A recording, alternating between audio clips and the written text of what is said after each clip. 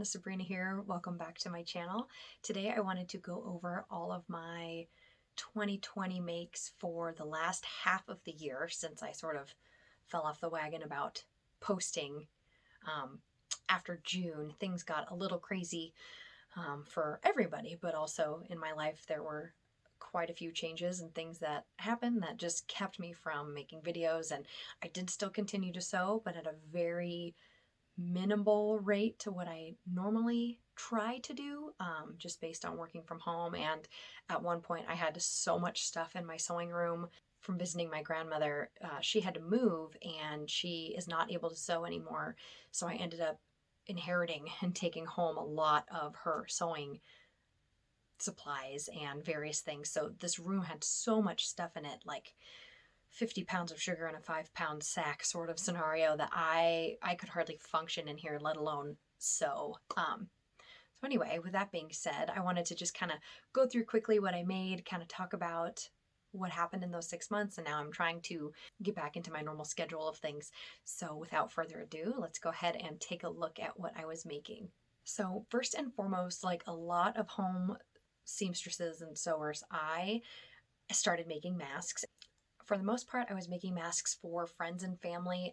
I did not jump on the bandwagon of making masks in massive amounts, mostly because my employment was not affected by COVID, thank goodness. I was still able to work full time, which meant I was working full time. And then also, because of the nature of my job, I actually have a very busy period every other year, kind of like Santa, except it's every other year, and our busy period lasts for like 11 months. So it's kind of hard to explain, but basically I was spending so much time working and on the phone and staring at my screen for a full-time shift that by the time I was finished, I was really struggling to, look at tedious little things and sew a bunch of masks. And I was finding I was getting a lot of migraines and this and that. So I didn't end up sewing masks in massive amounts, but I did make some for friends and family who needed some. I have some friends who are teachers who I made some masks for, friends with kids who were going, just starting to go back to school, things like that. And then I made a few different patterns that I liked, but ultimately what I decided was my favorite, and I'm still making them through to today, is the 3D mask from the Japanese sewing books, I think is the website. Yeah, Japanese Sewing Books. It's their 3D mask pattern, and I fell in love with it. And if you haven't seen those before, they look like this. This is one of my favorite little designs, is the little lizards on blue. I think it's so cute. So I like this one a lot. It's got the pointed bridge for the top of your nose. And then the thing I really like about these masks is that they stay away from your face. And for me, my nose isn't huge, but it definitely sticks out a bit more than some people's noses. And I was struggling having the masks like rub on my nose and lips. My lips would go numb, and I talk on the phone a lot. So when I was going into work, I was kind of struggling to like use those constantly and have my face go numb basically. And then I felt like I was slurring my words when I was talking. So these definitely helped with that. So anyway, I really like these. I started making them, like I said, for friends and family, coworkers who had asked me to make some, or they'd buy fabric and I'd make them for them. And that has kept me very busy. So aside from masks, which if I had to guess how many I've probably made at this point somewhere between 60 and 100. I did not keep track of the first ones I had made. Other than that, I kind of fell in love with sewing with fleece. I had come across this remnant of polar bear fleece, and I got really excited and thought, you know what, I want a pair of pajama pants out of that. So I decided to go for that and see what I could come up with, and I'll show you what I ended up making. Mind you, pretty much all of the projects that I'm going to show you probably have dog hair on them. I'm sorry. I have 2 dogs and they shed everywhere, so there's probably going to be a lot of dog hair in this video, but they're just for me, and they're pajama pants, and I'm pretty sure I've already worn these 2 and they need to at least go into the dryer to get the dog hair off of them. But anyway, here are the polar bear pajama pants. So here's the front, and so they had this polar bear material, and then they had a light blue remnant material too, so I just grabbed that because I thought it would go really well together. I just self-drafted these from a pair of leggings that I have, and then I sort of guesstimated what a wider leg would look like because this material is not as stretchy as my leggings. And I ended up just kind of like gathering the bottom into these cuffs. This was a very loose, like 11 o'clock at night sort of thing I made, but I'm really happy with how they turned out, and I wear them a lot. Like, a lot, which is why they have dog hair on them. But yes, I'm really pleased with my foray into working with fleece. And shortly after I made these, I realized just how much I loved them, and I immediately knew I needed to make some more. So I went back to Joann's to see what they had in the remnants bin, and they had this fabric. Llamas with cactus, and I thought this was so cute. They had some teal, a little bit of teal in the remnant section too, so I went ahead and grabbed that because I thought it doesn't really, I mean, I guess it kind of matches this cactus. I don't know, I just thought, you know what, llamas and teal, sure, why not? So these ones, I didn't put a cuff on the bottom. In fact, I didn't even hem them. Let's be real. I mean, they're just pajamas for the house, and this fleece does not fray, so they're just they're just free hemmed. They're just cut with my rotary cutter, and that's good enough for me. So I did these in a wider leg version. I took my legging pattern, and then I took a pair of like ready-made pajama pants, and I just made a wider leg from the knee of my leggings and then cut it out like that, and it worked fine. So I'm happy with that. So now I have a legging and a pajama pant pattern just kind of self-drafted for me that I could use at any point when I want to make pajamas. So I'm excited about that. And yeah, they're pretty simple. I think once you kind of get the idea of how to put a crotch seam together, things like this are really easy to do.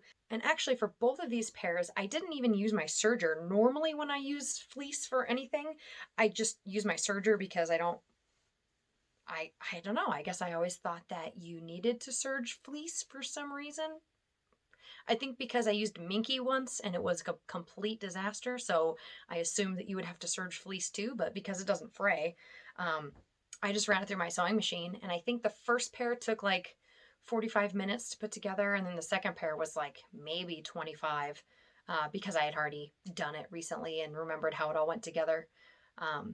The longest part for me when it comes to sewing together a crotch seam is staring at it and trying to remember which way I have to fold the legs the second time to get the second seam done. I always stare at it for a while because I just want to make sure I do it right the first time. So that was probably like 10 minutes of the 25 minutes while I watched Pride and Prejudice. And those have been great. I've been wearing those when I'm not wearing the polar bear ones, and they've been fabulous. So I think I may have more pajama pants in my future, but I've already made 2 pairs, and I try, once I get to 2 wearable pairs or sets of something I've already made, I usually try to move on to a different pattern because if I allowed myself to, I would just have 100 of the same thing in different colors and never have to change anything. But I'm trying to, broaden my horizons and wear different things and feel like I'm not stuck in my house every day. So we'll just see how it goes. That being said, I actually realized that I made these pants before I made the polar bear pants. And these I used my leggings pattern and I copied it directly. There was a little less stretch in this fabric than in my leggings, my actual ready-made leggings. The 2 things I did differently were using my serger for the majority of the construction, and the waistband is quite a bit different, and I do think that it's too big. At this point, this waistband I have to fold down like over my butt so that the pants don't fall off. But these are more like PJ's super comfy pants, so it doesn't really matter. I might go back and fix it, but I probably won't because I just like to wear it on the couch with pajamas, as pajamas anyway. So this really awesome roller skate patterned fabric was at Joann's for 98 cents a yard. So I bought all that they had because if you don't know, I play roller derby and I love it, and I've been playing it for 4 years, and I find that it's kind of hard to find anything with roller skates on it because it's kind of a niche sport. So when I saw this in purple and white, they're kind of a darker purple. They look pretty fuchsia on screen, but they're definitely like a grape purple. I had to have it, so I bought it. I was like, I'm gonna make pajama pants out of that, and I bought everything they had. So I went ahead and made these using that leggings pattern, and I just did a small cuff at the bottom. And these I used my serger for everything, so they've got a really nice finish all the way around on the inside of the pants as well. So that made them a really quick project too. I did actually make a matching pajama top to this, and I just used a t-shirt pattern that I'll show you next, but I don't know where this top is. I think it's somewhere either tucked away and I just couldn't find it, or it's in a hamper, or it's currently in the washer. I don't know. But it's been a fabulous set. I wear it a lot, just being comfy around the house, and I would love to make more in the future, but again, trying to move on to some other patterns in the time being. So this next make is a raglan t-shirt. So the raglan sleeve, or the grown-on sleeve, some people call it, or like a baseball tee. I think baseball tees are technically raglan sleeves too. But I went ahead and made this. I cannot remember the name of the pattern. This was a free pattern I found online. And I will link it below in the description. I just have to find it. And I'll put it down there for you to see. But I really love this shirt. The pattern was just drafted in a large. The gal who put it on the internet had just drafted it for herself and then put it out there for everyone to use. So I did sort of grade it down a little bit just to fit me a little better. I think this first shirt I made just as a straight large, and it is pretty roomy, but I'm okay with that because, again, this is kind of like a comfy t-shirt. And I had this purple jersey just hanging out in my stash for a while. I originally wanted to make like a lightweight hoodie out of it, but just never got around to it. And then I found this floral in the remnant section at Joann's, because that's my favorite section. And I made a couple stretchy masks for a friend of mine who's a teacher. She wanted to try out that style of mask, and I had a bunch left over, so I actually had enough to do sleeves on this shirt, so, and the neckband. So that was perfect. And I did the cuff on the sleeve out of the purple. So it's got purple cuff, floral sleeve, floral neckband, and then the purple body. And love this. Went ahead and put my personalized tags in there. And yeah, this is the same pattern I used for the roller skate pajamas. I just did a short sleeve version for the pajamas because I don't need long sleeves for my comfy clothes like that. Or I'll just wear this instead. So love this shirt. I, again, made a couple wearable ones and then decided, okay, I probably don't need any more raglan style shirts. So I'm kind of using other patterns for the time being, and maybe one day I'll go back and make a couple more that are plain, but for now I'm happy with the ones that I've made. So this make is actually the other raglan style shirt I made. I will be totally honest. I did not top stitch down my neckline when I finished it, so it's not quite finished, but it's finished enough that I've been wearing it around the house. And again, I put my little personalized tags in there. But this one was kind of fun. I got a bunch of this fabric from the Joann's clearance section, and I just thought it would be really cute as a long sleeve shirt. I actually originally wanted to make like a long sleeve t-shirt dress out of this material, but I never really found a pattern I liked. And then I saw that raglan pattern and I liked how it looked in the other floral, so I went ahead and tried it with this, and I'm really happy that I did. I also had a little bit of this vintage like ribbing material from my grandma's stash. This is something I brought home from visiting her, and it just matched, well, now it doesn't look like it does, but it just matched the leaves perfectly on this shirt. So I went ahead and threw that on there for the neckbands and for the cuffs. Now I will tell you, the one thing about this pattern is that the neckline is sometimes kind of hard to get right. I think it took me 3 times with this material to get the neckline to work. And I mean, I think that's my fault because this ribbed material is actually not like regular ribbing. And it's not nearly as stretchy as this jersey is. This knit is very like slinky. I don't know if you can tell just by looking at it. This was tough to sew. It was slippery and wanted to sneak out of the serger like any chance it got. So I had to pin it a lot and then sew really slowly, but I did do everything with the serger, so that did help a lot. And then part of the reason I didn't top stitch it is because it's such a pain. So I just top stitched the cuffs because they were more annoying when they were flipping like this, and then the neckband really doesn't flip too much. I did iron it down quite a bit, and it pretty much has stayed. Even through washing, it's not a huge issue. It just flips sometimes. So another shirt that I'm really happy with that I wear a fair amount just around the house, and it goes really well with just my black leggings that I wear while working from home. So yeah, that was another make that I was really pleased to have in my wardrobe for 2020. Moving on from things that I made for myself, I did make some things for family this year. I went ahead and I actually got a beanie pattern, and I tried my hand at making fleece beanies. Since I enjoyed the pajama pants so much, I'd give some other options a try with all my scraps. And I came across a beanie pattern that looked pretty promising. So I'll go ahead and show you a couple of those now. So this is the basic shape. This is the basic beanie that I was using. Nothing too crazy. They are reversible if you wanted them to be reversible, so that's kind of fun. This was one of the first ones I made, so it does have a couple little points on the end, but as I made a few more, I was able to smooth that out a little bit. But I'm really happy with these. I made a few for my husband and I for when we go check on our birds. We have 18 birds. We actually have 4 geese and 14 ducks. So I live in Montana, and it gets very cold in the winter, so when we go out to check on them in the winter months, we definitely wear beanies and things to cover our faces. So these will be great because I can just make a bunch of them from all my scraps, and then we'll never have a shortage of beanies, because that's the worst when you have to go out there early in the morning and you have nothing to put on your head. So these have been fabulous. I went ahead and made a couple plain ones, and then this one was kind of fun. I played with the idea of applique, and I actually made one for myself like this too, but this one's for my sister-in-law.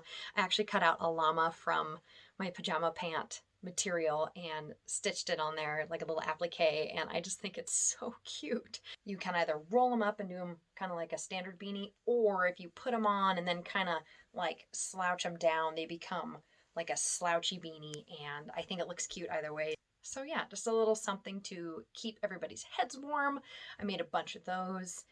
And I also tried my hand at something that I never thought I'd sew, hacky sacks. So these are the hacky sacks I made. You can probably see a little better. I used some fleece remnants.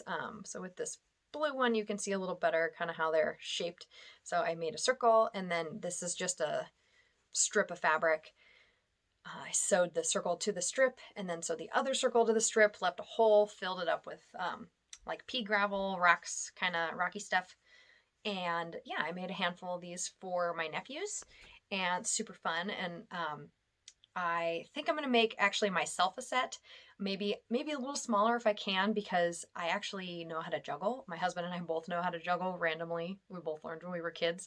And I find that if I don't do it at least a couple times a year, I kind of forget how. So I'm going to keep a set of 3 of these. I'm going to make my own, and then have a set of juggling balls to just goof off with and practice with for when I feel the need to juggle, because it happens sometimes. You just feel the need to juggle, and you got to have some juggling balls to do that. So really happy with how these turned out. So aside from those projects, that's pretty much what I worked on in the rest of 2020. I did have a huge fail this year too, which I'm not gonna lie, I took a big hit to my sojo when this fail happened. I bought a bunch of 100% cotton canvas.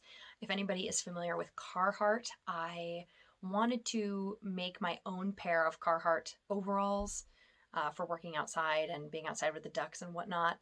I ended up using this pattern. A friend of mine made a super adorable pair, and I just really like the way that they fit here and how they have buttons. My other version of the pattern is S8447, but this one is listed as R10151, and they fit great. They were beautiful. I was just about done with them, and then I was going to put the buckles on, and I dyed them olive green, and even though I had pre-washed the canvas, they shrank like maybe an entire size, possibly even 2 sizes. I mean, they were tight.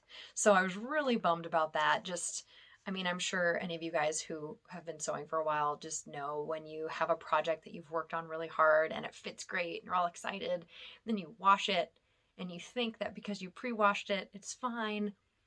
but then it manages to shrink some more in a bunch of different places, and it just made them completely unwearable. So I didn't even put the hardware on them. They are folded up sitting in my stash in case I can use the fabric for something else. I should also mention that the dye job was also a fail. I have dyed so many things and I have never had a fail like this happen, where the dye that I was using was olive green. They actually looked really good when I pulled them out of the washer, but then when they dried, they were like electric mint green. It was a very strange color, and the canvas was untreated, like muslin color, just kind of off white, just barely. So I don't know what happened there, but I'm super bummed about it. So I am gonna try this pattern again, just not for a few months, because I think I just need a break from it. And I will break this out, trace up a new pair, maybe make them a size bigger just to be sure, and then give it another try. I have since washed that fabric again, and I think what I'm going to do is cut the yardage I need to make the pattern pieces and then wash that even again on hot, because I really don't want these to shrink again. So I'm just gonna wash it until it is as small as it can possibly get, and put it in the dryer on the hottest setting so that I know that it's as small as it's ever going to be, and then go from there, because I don't want to have another disappointment that makes me lose my sojo for an extended period of time. So that's pretty much it. That's pretty much all I sewed for the rest of 2020. I'm trying to rack my brain to think if there's anything else that I did in particular. I worked on a couple things. I did a couple mock-ups, nothing really worth mentioning at this point, or I might be mentioning it in a later video. But yeah, it took a little while off. I needed a little break, a little mental health break, in order to get my sojo back and my bandwidth recharged. And now I'm back, and I'm going to try to keep posting content for you guys. If you have any suggestions or requests or questions, or just want to chat about sewing, feel free to leave all that stuff in the comments. If you enjoyed this video, please leave a like. I love to know what kind of content you guys want to see. I'm very new at this, so I make these lists of things that, oh, I could make a video about this or that, but I'd much rather make stuff that I know you guys are interested in. That way we can enjoy that kind of stuff together. If you'd like to stick around and join our little sewing circle, go ahead and hit that subscribe button. Thanks so much for watching, and I hope you have a fabulous day.